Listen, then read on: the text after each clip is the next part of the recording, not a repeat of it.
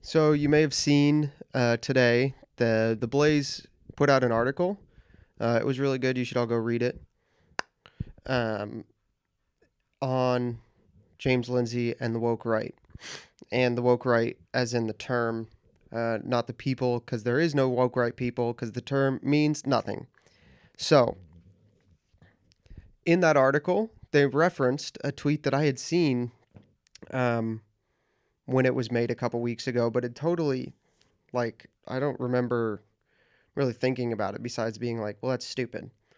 Um, but then I saw it again today and was like, I should make this a video. The tweet was Seth Dillon of the Babylon Bee. He put out what I would call a 7-question quiz on if you are woke right or not. And I saw it again and I was like, oh, that's actually a really good video idea. So I'm going to take this quiz.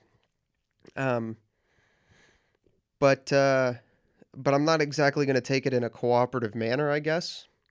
So here we go. Question number 1. Do they claim that an oppressive identity group, Jews, elites, globalists, etc., secretly controls everything? So if you were to just say, do they claim an oppressive identity group secretly controls everything?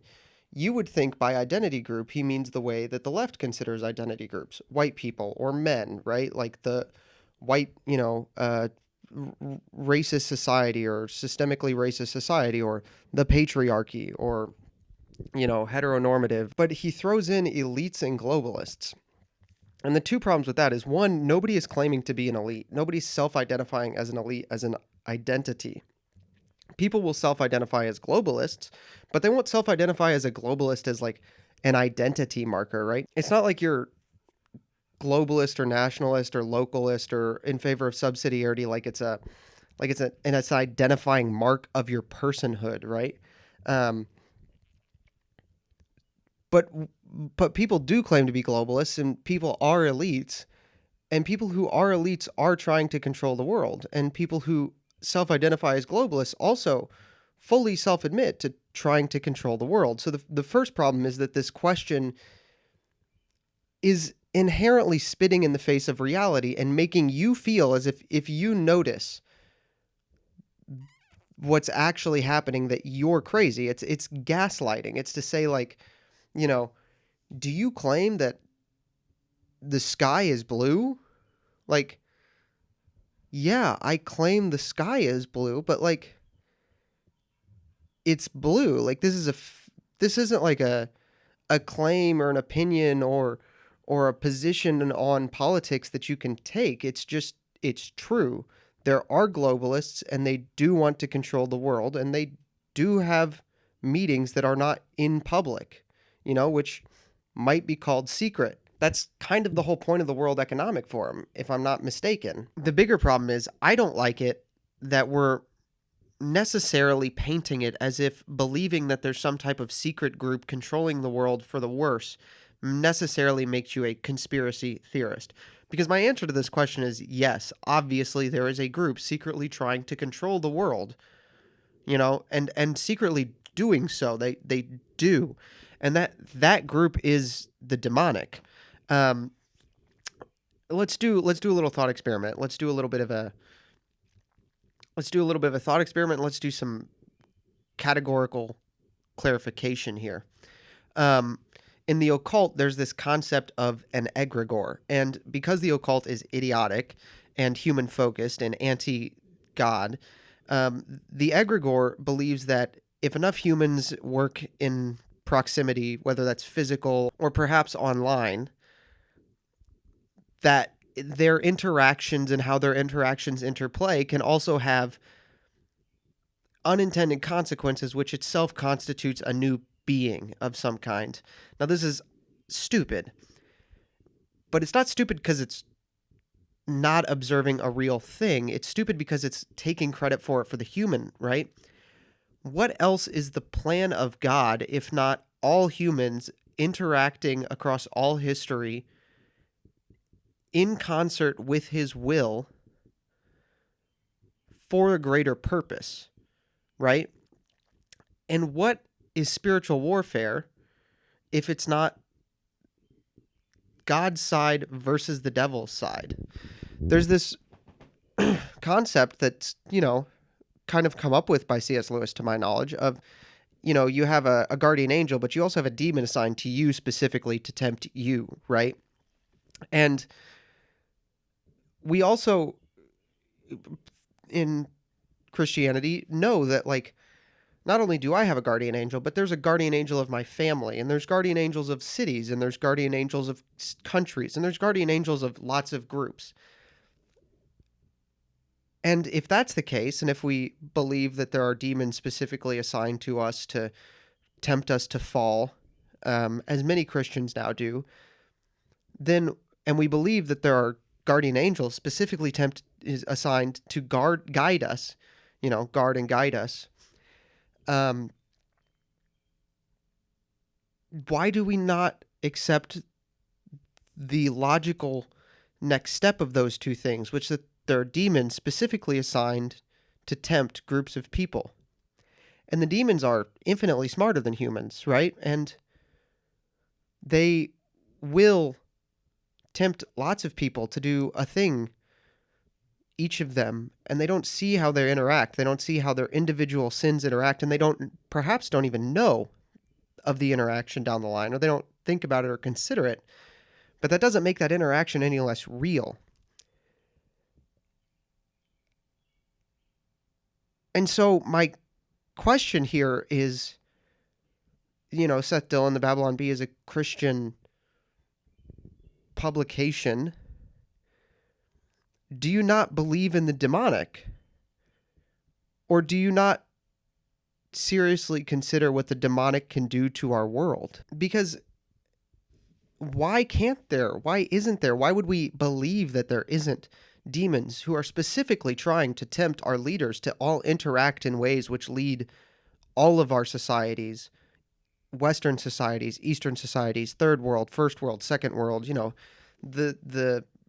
they lead us all collectively, all of humanity, down a path away from God? Do we not believe that as Christians? Because I do, and everyone I've talked to who is interested in politics or works in politics who's a Christian also sees their work as a participation in spiritual warfare on the side of the Lord Almighty, and against a secret cabal of the demonic who often are using our world leaders with or without their knowledge. I think some are and some are not. But when you phrase it this way, you make it sound as if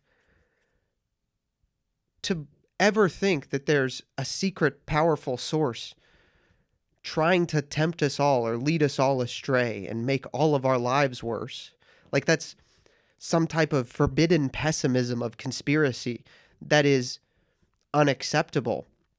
Like that's leftist in of itself. But it's just not. It's just Christian. So the answer to the first question, for me at least, is yeah, obviously. And who cares if it's an identity group, or if it's a political group, and let's just be honest, if globalists are an identity group, then yeah, I believe that globalists secretly want to control everything. And I believe that that's a result of the demonic. And I think we should fight back against that. I don't see... Okay, so the answer is yes. The answer for me is yes. Question number 2, do they claim to have awakened to this hidden reality and urge others to wake up too? Yes.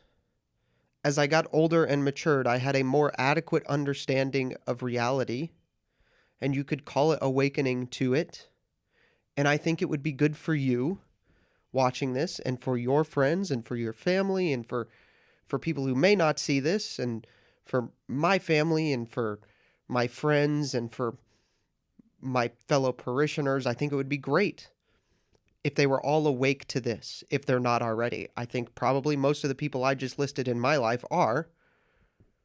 But yeah, I think an adequate awake, eyes open understanding of reality is a good thing. And if you're not seeing reality the way I do, because I don't think I'm insane, then yeah, I would urge you to look at what I'm saying and consider if I'm right. And if you think I am, to also open your eyes to this and to live your life with this knowledge in mind. And there's nothing wrong with that. I just don't see what's could possibly be wrong with that. Do they scapegoat this identity group as collectively responsible for cultural decline? I want to read you something real quick, actually. Hold on. This is Andrew Jones's new book, The Church Against the State, from New Polity Press. I'd urge you to read it and buy it if you haven't already. I'll put the link in the description. It's a series of essays. This specific essay is adapted from a talk he gave at Franciscan University a couple years ago on Quadragesimo Anno, a encyclical by Pius XI on the 40th anniversary of Rerum Novarum. So it's a talk on a Catholic social teaching encyclical, a great one. And if you haven't read Quadragesimo Anno, it's free online. I think you should go read it as soon as you finish watching this. Or honestly, it's the Pope. Why are you listening to me if you haven't read that? I don't need the watch time. I would like more than me to have the watch time for you to go read what he said. So go read it. And I quote, "Liberalism created a society that massed real power within a formally equal competition for maximum satisfaction of self-interest. This began at the top, with the wealthy structuring themselves as competing powers. But because power is real and efficacious, this structure was reproduced over time down and through the social order. This was not merely a structural transformation, it was a moral and spiritual transformation. The self-interest-based structures of liberalism produced vicious men, who then extended these structures, which then produced more effective mechanisms for the production of vicious men. This was an accelerating process, and one that favored, Pius asserted, men who were further along in the destruction of their consciences." And this goes kind of right along with what I was saying. Are there humans who want power? Yes. Are they maybe having secret meetings? Probably, I think so. Are they trying to make the world worse? Yeah, I think so. And is that because men have these conspiratorial, identity groups who are trying to, we're the scheming whatever, and we're all going to take over the world? No. No, this is temptation. This is society. This is what happens. And it's in the church's social teaching. It's in the social teaching of the Catholic Church and its opposition to liberalism that is very clearly saying that, yes, the rich and the wealthy in liberalism and in the unchecked free market created a society which made becoming vicious easier, which then destroys our culture. That's in the church's social teaching. And it's also obvious to anyone who sits and thinks about it for more than 5 minutes. So, yeah, the answer to question 3 is yes. I'm a Catholic.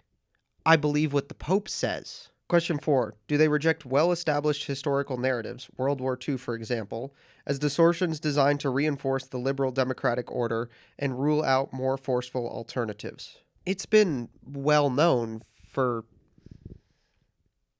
hundreds of years that every society has a founding myth. If you take an introduction to the Bible in even a secular university class, they'll call the Exodus and the book of Judges and the story of Saul and David, they'll call those the founding myths of Israel. Now they're saying they don't think that's true, but we also have a founding myth in the American sense, right? And a myth doesn't mean something is untrue. It just means it's a story which has a social purpose. And so America's founding myth is that the British were tyrants and we overthrew the British and established ourselves as a country. Rome's founding myth was Romulus and Remus were raised by a wolf and they started a great nation. the first premise of the question, which I'm not sure if it's intended, but almost seems to be that there's a rejection that the the current global American empire would even have a founding myth of which would be perceived as a historical narrative, um, which would uphold the liberal democratic order. I mean, I believe everything written in the Bible, and so I think that the story of Saul and David is a historical narrative, but it's also a founding myth, which was designed by God and history, but which was told in a way which was specifically to teach the Israelites and uphold the rule of their kings and uphold their covenant with God. You know, we teach kids about the revolution because we're teaching them a historical narrative, and we're teaching them we're teaching it to them in a way which is specifically designed to help them understand why our society is what it is. So, first of all, let's just from the outset acknowledge that historical narratives, whether or not they be distortions is the question, are, in their telling at least, designed to reinforce a societal order, especially when they're founding myths. You know, and as to the question of distortions, I don't think you even have to argue that certain historical narratives are distortions or untrue or designed to be distortions to argue that we may have just taken the wrong lesson, or that they were problems and they're true, but we've done the wrong thing with the lesson, or that we didn't learn the lesson properly. The way we talk about Martin Luther King, which is a historical narrative, it's a design distortion. The FBI has now published the documents. He wasn't an upstanding man. He was a evil man who was a communist and into orgies, and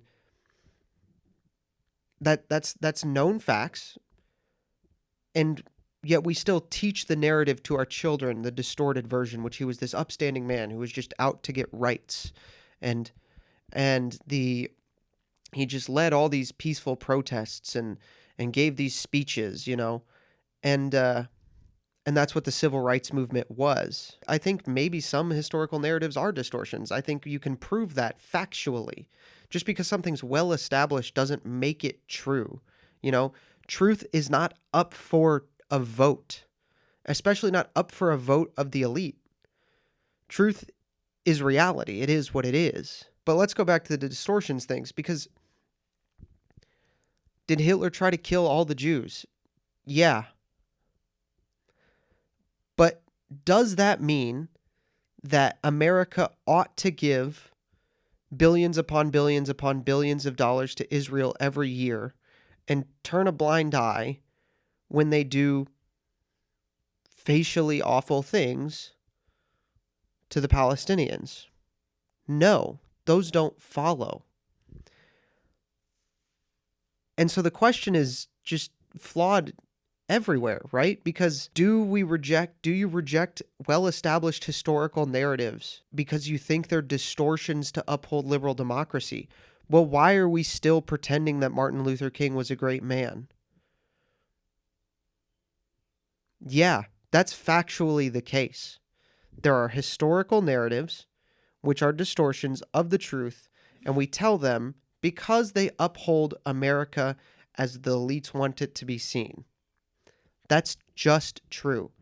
But further from that, if I accept a historical narrative, if I accept everything that the historians and the elites teach about World War II and the Holocaust, that doesn't mean that I then have to agree with your foreign policy, Seth Dillon. I mean, to say so is a laughable jump in logic. So first of all, I reject the question outright, because I don't think you have to reject something as a distortion to say that the lesson we've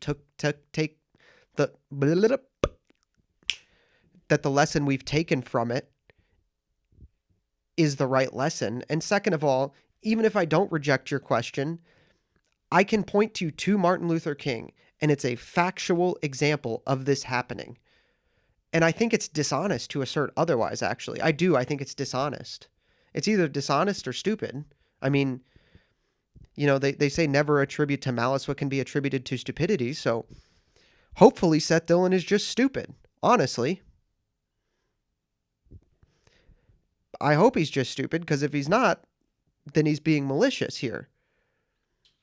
So there's that. Question 5. Do they claim conservatism has failed our culture to the point where the use of coercive power to enforce a new moral framework is both justified and necessary? I think the question here fundamentally is, what is coercive power? Because we all agree conservatism has failed our culture currently. We wouldn't be in the situation we're in right now if it hadn't. So what is coercive power? That's the question, right? What is coercive power? How is it different from just power, right? How is using power to enforce a new moral framework different from using coercive power to enforce a new moral framework? And if I were to say, use power to enforce a new moral framework by outlawing marijuana because I think it's bad for the culture, which I do, and if I had power, I would. Is that coercive? I'm coercing people to not use marijuana anymore. If I had power and I used it to outlaw contraception because I think it's bad for our culture, which I do and I would, is that coercive? Because I'm coercing people to not use birth control anymore. The question seems to be specifically designed to only define coercion as uses of power which Seth Dillon disagrees with. So I don't think the question is honest. Whether or not he intends it to be, it's not an honest question. Whether he intends it to be dishonest or not, it is. So should we use coercive power? Should we use power to coerce people to do things or not do things which would impose a new moral framework? Yeah, I think we should. I think that's the role of the government, and so does Catholic social teaching, right? The way that Catholic social teaching views the state is that the state is like the father, right? The father forms the son in virtue through his rules and raising him and teaching him, and the state does the same for its citizens. It forms the citizenry in virtue. So should the temporal sword, should the temporal power of the secular, not as in like the non-religious, but the not church power, right? The temporal power of the secular government, the not church government, right? The church government's the, bishops and popes and pastors and priests and deacons, should the secular temporal power be used to form citizens in a moral framework? Yes. Do we need a new moral framework in the West? Yes. Should that be done through coercion if necessary to protect the innocent citizen from a culture which is evil?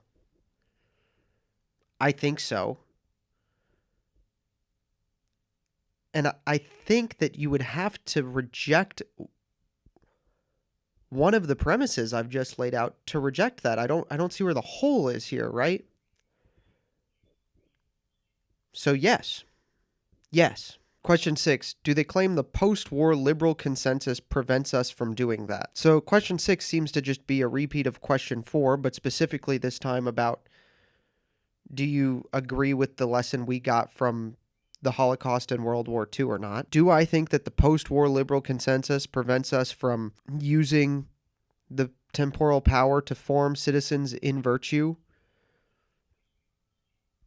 Yeah, I think it does, because if we were to govern in that manner, people would be upset about it because of the way we view what government should be and the freedoms, what we think freedom is and liberty is. So would that consensus prevent us from doing that? The answer, I think, is Yes. Do they claim that the Constitution is problematic for the same reason? Well, I think I can actually answer no on this one, right? The Constitution is not problematic because it would prevent us, the temporal powers, being used to form citizens in virtue.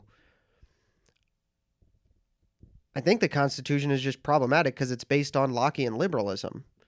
You know, I don't think it's a Christian document. I don't think that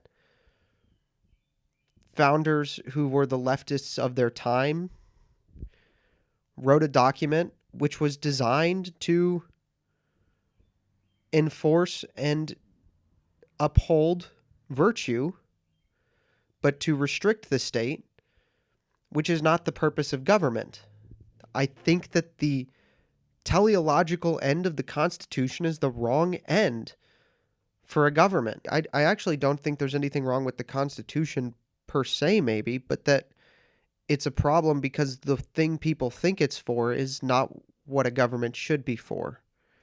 And so we ought to consider reframing governance in the West in a new light so that people understand what the point of governance and the temporal power is.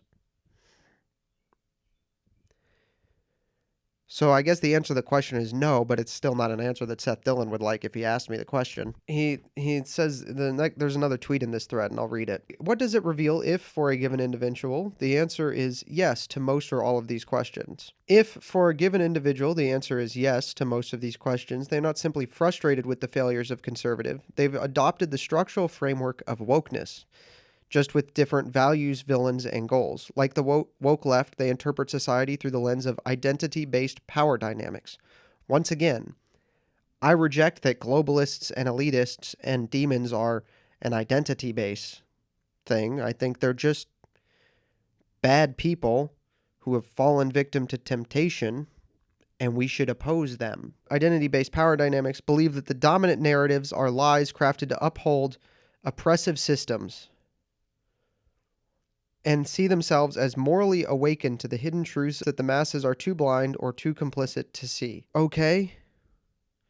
If you're not morally awakened to societal level evils, then there's something wrong with you. The only way to make a case that this is a bad thing is to say that there are no societal level evils or no historical distortions being told in our culture right now. You know, that doesn't make you woke. That's ridiculous. It doesn't follow. They assign collective guilt to entire groups not based on individual actions, but what these groups represent. No, I don't think you can say that. Just because you say that there are groups which are doing evil, which have in large part fallen victim to large-scale temptations, doesn't mean you can automatically jump to you're assigning collective guilt to every member of that group.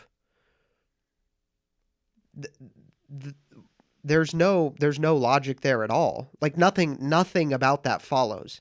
If I say the Democrat Party is a force for evil in America, I'm not assigning collective guilt to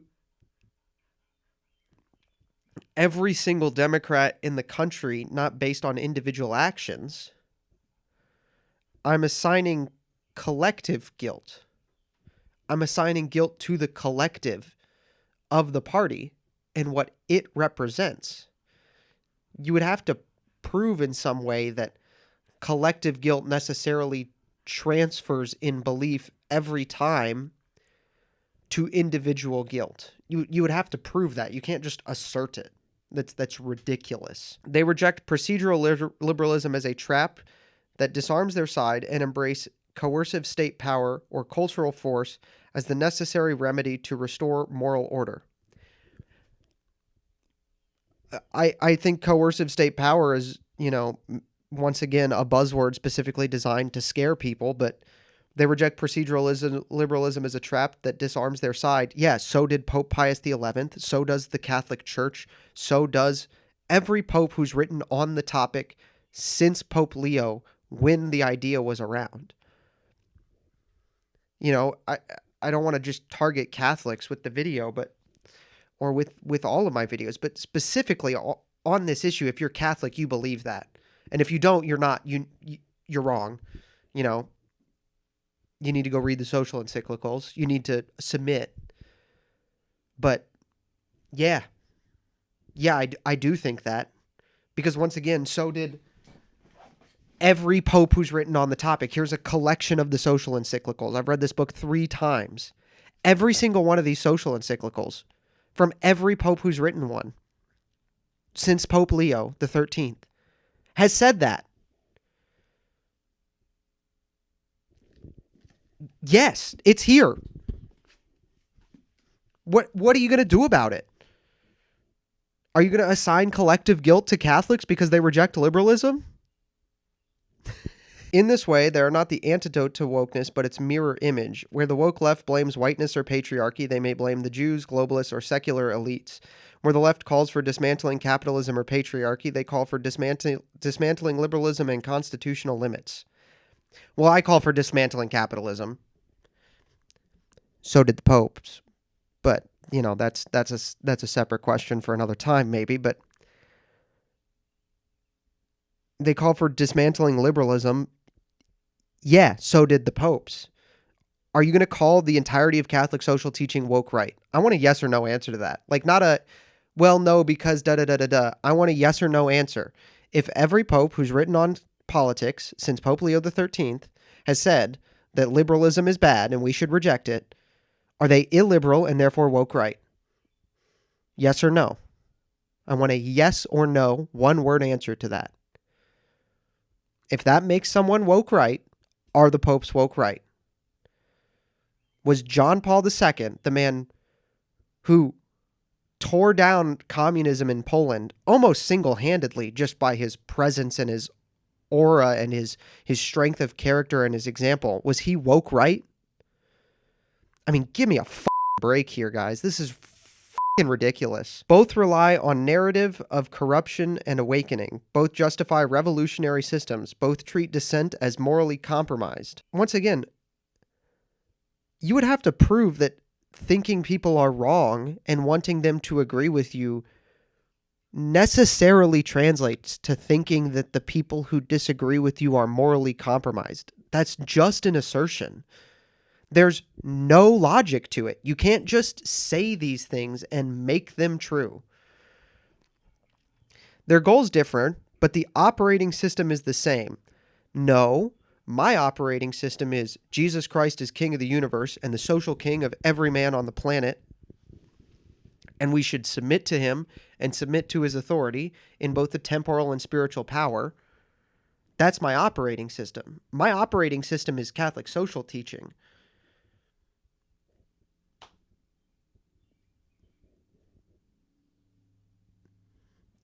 You can't just say things. Once again, you cannot just say things. You can't just assert things and they become true.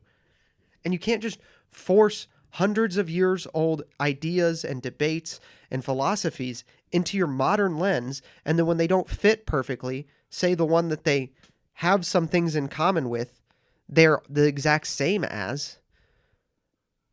I mean, what is this? Like high school government? I mean, this guy's thought of as a thought leader. It's embarrassing, frankly. What they reject in the left is not the method, only its target. The method of the left, what? Yeah, I reject the method. I reject the method, which is, let's replace European people in the West. Let's get a bunch of people to commit abortion. Let's sacrifice a bunch of children to Moloch. Let's give all our money away. Like, I think I reject that, you know? I'm pretty sure I do. I'm pretty sure you do, watching this. I once again think you cannot just say things. You know, this I mean, if you define method broadly enough, I could say the same thing to Seth. If I say method is just let's win elections so that we can do what we want and make society better, That's the method of the left. That's the method of the Democratic Party. Is Seth Dillon a Democratic Republican? You know, is he actually woke? If I define method broadly enough, I can do that to anything. I can say, if I define method broadly enough, I can say one thing has the same method as the other thing. I mean, if I define method broadly enough, I can say that me, when I edit this video, is doing the same method as my dad when he builds a building. He's a construction worker. I put together parts and use raw material to create a finished product for people to enjoy.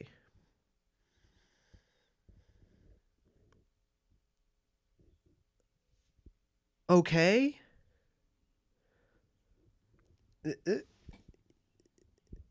What are you talking about?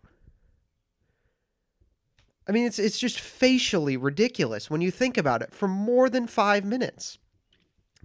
So that's all I had to say, I think, from that tweet. Once again, if you haven't read Blaze's new article, I would suggest you go read it. If you haven't made fun of James Lindsay today, I would suggest you do that. Um, and yeah, so thank you all for watching. Don't forget to subscribe, leave a comment, leave a like, and have a blessed evening, everybody.